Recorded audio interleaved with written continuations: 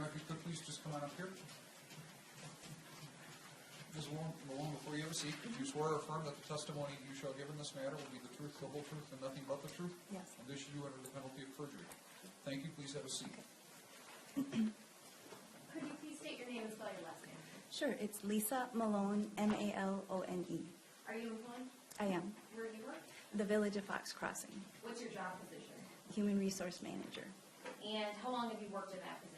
since January of 2016. And do you have prior experience in HR? I do.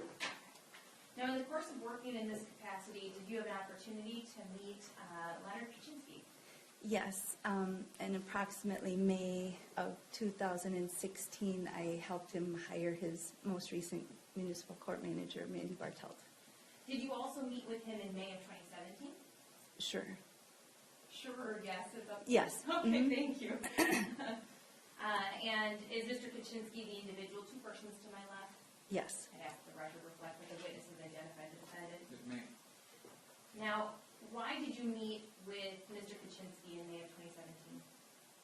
Well, it was towards the beginning of the beginning of this issue, and at that point, some of the concerns that were brought to my attention were excessive communications via text, phone, cell phone, work phone, emails. They were coming, with great frequency at odd times of the day, and then I'm trying to think. There also was concern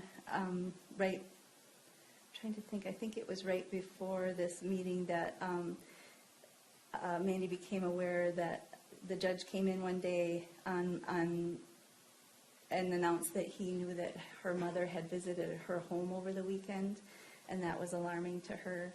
So there was she had some growing concerns, and so we thought the best course of action would be to sit down. I guess my approach is usually to, when a concern is brought to my attention, to handle it sooner than later, hopefully addressing it while it's a small issue.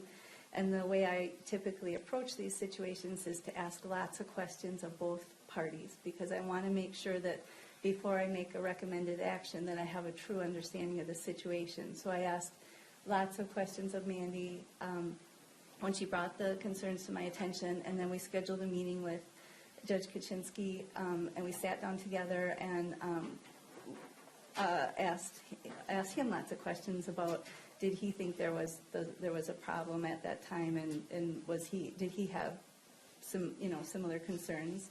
Then Mandy shared some of her concerns at the time, and we decided on 4 courses of action that both parties agreed to going forward. We were going to limit the communications to work-related matters. We were going to limit text and cell phone communications for emergencies. We were going to, trying to think, there were 4. We weren't going to post on social media about our colleagues. Okay. Mm-hmm. All right, well, let me slow you down just Okay. a little bit. Sure. Thank you for all of that information. Mm-hmm. I'm going to hand you State's Exhibit 31. I think you already referred to it. Okay. Does this appear to be the memo that you were referring to? Yes. Okay. Mm-hmm. Yep. And in that memo, you identified 4 guidelines going forward. Mm-hmm. Is that accurate? Yes. And could you tell us, with that in front of you, what those 4 guidelines Sure. were? Personal information about colleagues will not be shared on any social media platform. All phone and email communications will be centered on business matters. Texting and cell phone calls should be reserved for emergencies only. And Judge Kachinsky would like to visit 1 time each week, making sure to avoid particularly busy times, like court week, Thursdays and Fridays. All right. And did you draft that memo? I did. Okay. And does that appear to be an accurate copy of that memo? Correct, yes. Now, quick question about that meeting. You indicated that you asked Mandy a lot of questions maybe ahead of time. Did you also ask her a lot of questions in the meeting itself? Yes. Mm-hmm. And you indicated you asked Judge Kachinsky quite a few questions as well. Right. Now, were any of those questions related to how these actions made Mandy feel? Yes. I allowed her to explain how the things that she was finding problematic were affecting her and upsetting to her. So she was able to confront him with how she was perceiving his actions? Yes. Okay. He wasn't left in the dark on her perceptions as it relates to the incidents in April? No, because after this meeting, I got an email from both parties thanking me for the meeting, feeling like that it was enlightening and valuable, and that they felt they would be able to move forward in kind of a positive, productive work relationship. I'm handing you State Exhibit 32. Okay. Is that the email that you received from Judge Kachinsky related to your? Yes. Mhm. Okay. And I received a similar one from Mandy. And how would you describe the tone of this email that's in front of you? I think they were optimistic. They felt like we had, probably addressed the issue before it had gotten too big, and that we could make corrections in behavior and move forward, that they would continue to be able to work together productively. At any point in this email or in the meeting with Mr. Kachinsky, did he push back on any of this? Was he confrontational or defensive? No, I think maybe he was more interested in preserving his right to visit, he's never, during any of the efforts that we've made, been an advocate or wanted to agree to no. He always talked about water cooler talk. He wanted to preserve, some semblance of friendship. He always wanted to preserve that right, But in the memo that you drafted, and that was with their participation, Yes. did he agree to essentially phone and email communications being centered on business matters? He did. So at that point in time, though, there wasn't that hard and fast rule, absolutely no personal contact? No, this was very early on. Okay. Now, at some point, was there a policy put in place that anytime Mr. Kachinsky wanted to meet with Mandy, that a member of the Fox Crossing administration would be present? Yes, kind of to try and ensure, because although he agreed to abide by these terms going forward, that did not last long, and we continued to have an abundance of communications at all hours and by all methods of communication. And so once we determined that he wasn't going to abide by the agreement that we had proposed, then we later arranged that when he would request meetings with Mandy, which was with quite regularity, that either myself or Jeff would try to be present, and this involved court evenings as well. And who's Jeff? Jeff Sturgill, my supervisor, the village manager. Now, I do want to jump to June 26th of 2017, if you can recall. Did you sit in on a meeting between Mandy and Mr. Kachinsky? Yes. Mhm. And what do you recall about this meeting?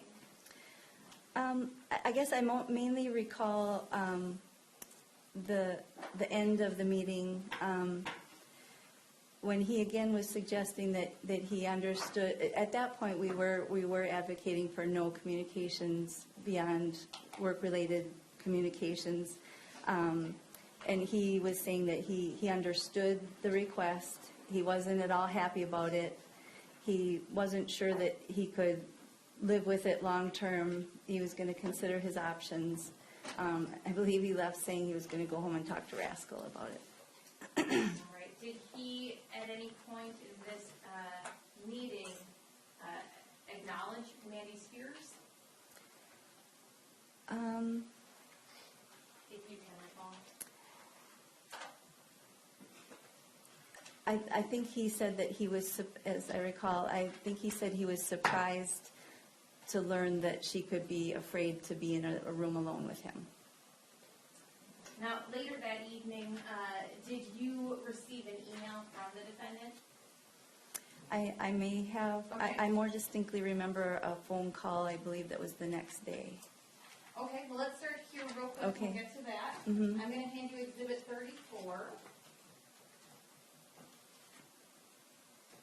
No, that's fine. Sorry.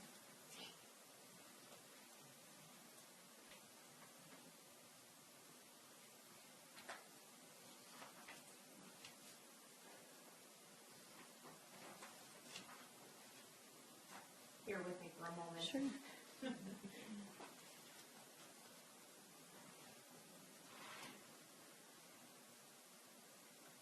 Rather than try to decipher this, what I'm going to ask is, throughout the month of June, were there emails directed to you regarding Mandy keeping her employment? Yes, and that's what that phone call that I recall, I believe that was on the 27th. He called me, he said he knew that I wasn't in agreement with the potential termination of Mandy, that he fully understood the risk he would be taking if he chose to proceed with that course of action. He was surprised that he hadn't been contacted by my supervisor, Jeff Sturgill, the village manager, or Jim Macy, our attorney, in an attempt to try and dissuade him from taking that course of action. He said he had money saved up. He hadn't hired an attorney yet, but that if that became necessary, he would, and that he had saved money for and could use it for that purpose.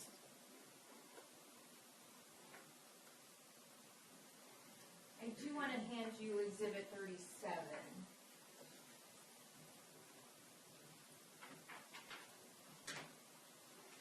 And it's possibly a bit off topic, but it at least is around the same time. Okay. Can you identify that document? Sure. It's an email, and it shows that I printed it out, and it's from Len Kachinsky, and it came in on Tuesday, June 27th. And can you read one paragraph out of that? It is second to bottom, where it states when Mandy. Sure. When Mandy began work here after leaving Outagamie County, she remarked after several months that working here improved her home life. That was one of the most worthwhile achievements of this court. Mandy also noted that her hair, which had been thinning while working at Outagamie County, had grown back. I regret anything I may have done to reverse that. Thank you. Now, you indicated that that phone call occurred. Did you receive a direct termination letter related to Mandy's position? Yes. And was that on or about June 29th? Yes, exactly.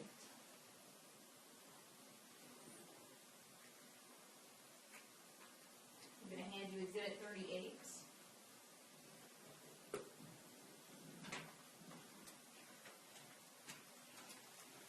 Is this the document to which you're referring? Yes. Okay. Now, if you can take a moment to briefly read that, or if you're familiar with it, we can get going. Is any portion of that termination letter pertaining to her ability to do her job?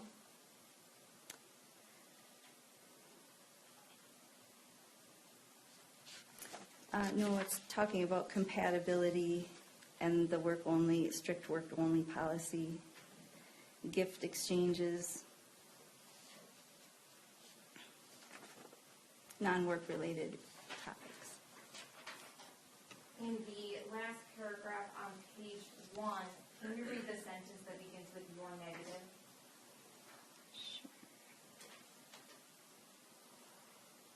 Your negative attitude towards me, especially the body language I observed, does not seem amenable to change. Oh, okay. Was this ever provided to Mandy as far as you I know? don't believe she received this one. She did receive subsequent letters. And we'll get there. Did you forward this information on to anyone? I'm certain that I shared it with my manager, Jeff Sturgill, the village manager. I want to jump all the way to July 20th of 2017. Were you working that day? Probably. All right. I want to direct your attention to, if you were present in the office of the municipal court, what, if anything, was left behind? Oh, Does that ring a bell to you? yeah, sure. Okay. So while we were overseeing the court process on about 3 times a month, I would help Mandy when court had been handled and they addressed all of the tickets for the people who weren't present. Then we would close the doors and move the table and collect the stacks of paper and name tags, and I would just help her with this whole process. And I believe that on this date, Judge Kachinsky, while we were handling those tasks, went and changed from his robe and had left the office before we returned, having closed up shop essentially in the courtroom. And when we got back to the office, one of the things we noticed was a Fox Crossing windowed envelope with blood smears all over it, just sitting on the edge of his desk. Was this concerning to you at all? Well, because I don't want to get into too much to personal information, but because, you know, he had health concerns during my tenure with the village, I was concerned about him, that something had happened. I hoped he didn't need my assistance, you know. Now, moving on after that date, during the rest of the summer and into the fall, did you continue to sit in on meetings between Mandy and Mr. Kachinsky? Yes. And did things seem to be improving, or would you say not? No, I believe they deteriorated as he, so, you know, we investigated and then we escalated this matter through the different levels of supervision at the village. And as he became aware that he wasn't going to get anyone to condone his behavior, I think he became kind of, you know, he continued to try and force a personal relationship, but his methods, you know, the tone of his communications with Mandy were, you know, more mean-spirited, and his efforts seemed more dramatic and drastic. I'm going to jump all the way to November 2nd now. Mm-hmm. Did you sit in on court that evening? I'm trying to recall. Why don't we try it this way? If you don't recall, Mm-hmm. I'm going to show you Exhibit 41.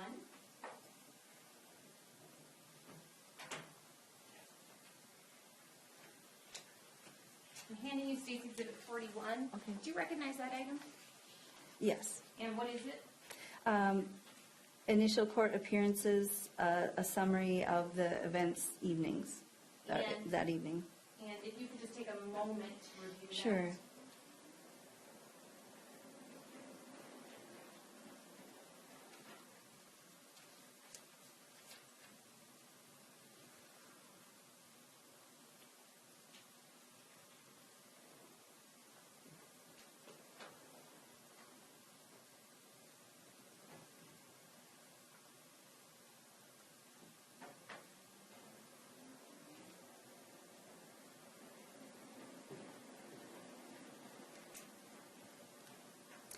I was there and I wrote this summary. And can you tell me a little bit about, it's contained within your summary, but also from memory, what happened as Mr. Kachinsky was leaving the courthouse, or courtroom, I should say, or office, I should say. Let's see here. As he exited the office, he brought up Harvey Weinstein and Bill O'Reilly. He shared that he has typically supported the political views of Bill O'Reilly. As he walked away, he said something inaudible and then said loudly, "I don't do that crap and you should get that through your thick head." And was it clear that you were still present at that time? Oh, yes. And was it clear that Mandy was also still present at that time? Yes. With that in mind, were you, did you become aware of an email he sent to Mandy on November 3rd regarding fire and fury? Oh, yes. Okay. And did you have an opportunity to review that email? Yes. Was it concerning to you? It was alarming. And was this email ultimately shared with others in the administration? Yes, my supervisor, and then I believe he shared it with the police chief, because we were both extremely concerned about how the judge may be interpreting, or what that plan might entail. Were any actions taken in the HR our office regarding this email? We have since moved to have a locked door to our office that includes the court, or the,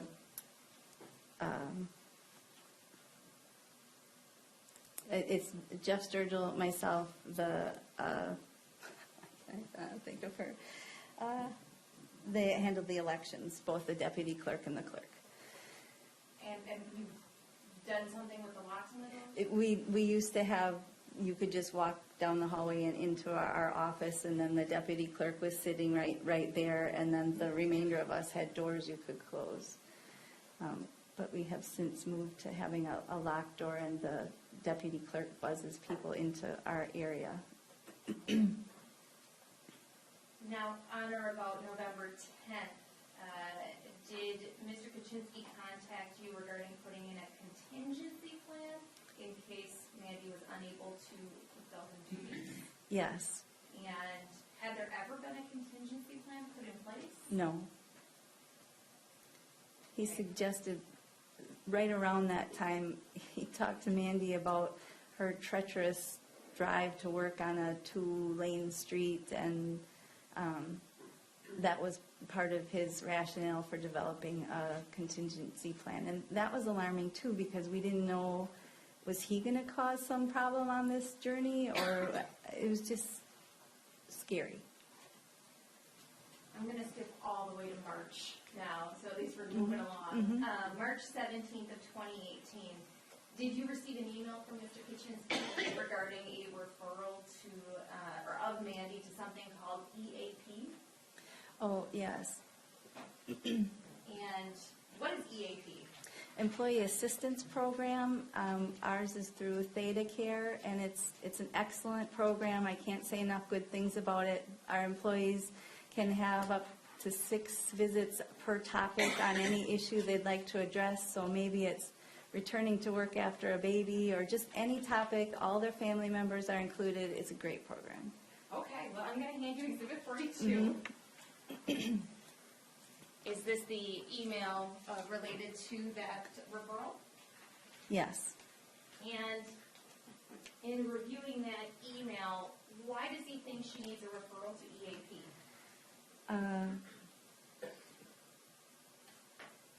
Should I read the second paragraph? Sure. Okay. In my opinion, the fear that Ms. Bartelt has demonstrated was not commensurate with the nature of the incidents, especially after some of them were explained to her. My amateur opinion is that Bartelt is showing signs of histrionic personality disorder. Several of her former co-workers in Outagamie County seem to agree. I suggest she be referred to the EAP for counseling. Can you also read the first paragraph, please? Oh, sure. And prior to that, it said, Ms. Malone, it has been almost a year since most of the incidents that Bartelt considers to quotation marks harassment or quotation marks stalking. As recently as December 28th, Bartelt claimed her fear of me was increasing rather than fading. Thank you. And again, this is a letter or an email from Mr. Kachinsky to you, Yes. March 17th, 2018. Yes. I would ask to move Exhibit 42 into evidence and ask permission to publish this to the jury. Any objection? Exhibit 42 is received. It may be published, Thank I you. assume, in the usual manner. That's correct.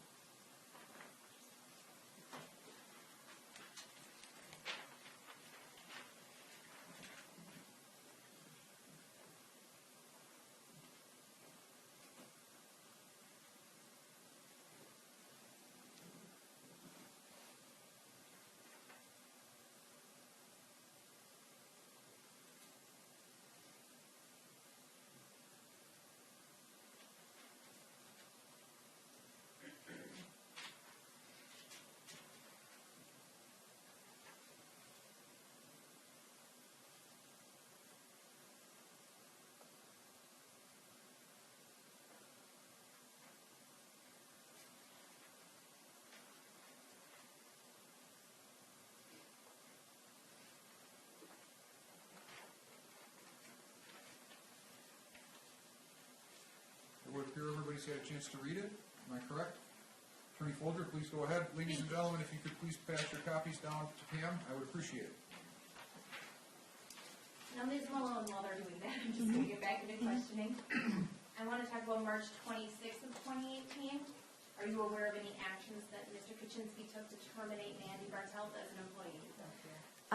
I don't remember the exact dates, but he did, besides the one that wasn't shared with her real early on, he did move forward with the termination, which got stayed multiple times. Okay, let's talk about those stays, or could I call them extensions? Sure. In your capacity as a human resources director, have you ever seen an employer extend a termination of an employee? No. All right. And all the exhibits that were shown to you today, true and accurate copies? Yes. I'd ask to move all of the state's exhibits, and I can You try have to 31, list them. 32, 32, yes. 34, and 42 I just received. 37. And 37. 34 was 34 is not, yeah, 37. It's and 37, my bad handwriting, sorry. Okay. Are we good? 38. Yes, They are all received. thank you. Attorney Swedensky. Your Honor, it is 5:20. I guess I would ask the court to consider adjourning for the evening, rather than starting across and then restarting again in the morning for 20 minutes. I'm sorry? If you would consider adjourning for the evening rather than starting cross-examination, you Because- have to start in the morning again. Because it's going to be quite a while. I'm suspecting it's going to be quite a while. All right, I certainly want to accommodate that request, and we've worked a good hour longer because you folks were kind enough to stay, so we will recess for the evening. And why don't we, I'm going to excuse you, Ms. Malone, if you could please step down. Now, ladies and gentlemen, sometime between 25 to 6 and 6 o'clock, whenever you get home, you are going to be deluged with inquiries from your loved ones and people who are important in your life about what's going on, what do you think, what's happening. I guarantee you that's going to happen multiple times. You absolutely positively must abide by the order that I've given. If you want to blame it on somebody, blame it on me. It's something that comes with this. And I have fairly broad shoulders and have no problem taking the blame. You absolutely positively cannot talk about the case, cannot consult any extraneous sources of information. And the first thing we are going to talk about when you return tomorrow is that you are going to all assure me that you have abided by this admonishment. You have been a very attentive and dutiful group. I've been very impressed by the amount of attention that you've all paid in your respective ways to what is taking place. And I have no doubt that you are going to apply a similar approach to this admonishment, understanding all of the energy and effort that is being made to present this trial to you and what is at stake if you don't follow what I've told you to do. With that, we will reconvene. We're going to start right at 8 tomorrow. Could you report by 7:45? Please. 8 o'clock means we're here ready to go at 8. So if you could please be here by 7:45. I think the courthouse opens at 7, although I don't know what time the bailiffs would be here to receive them. But We will be here at 7:45. okay, so it's about 7:45. If you guys could please be back, we will see you then. Safe travels, bundle up. I think we're going to single digits tonight. Yes. Are we going to meet at the jury room? No, up here.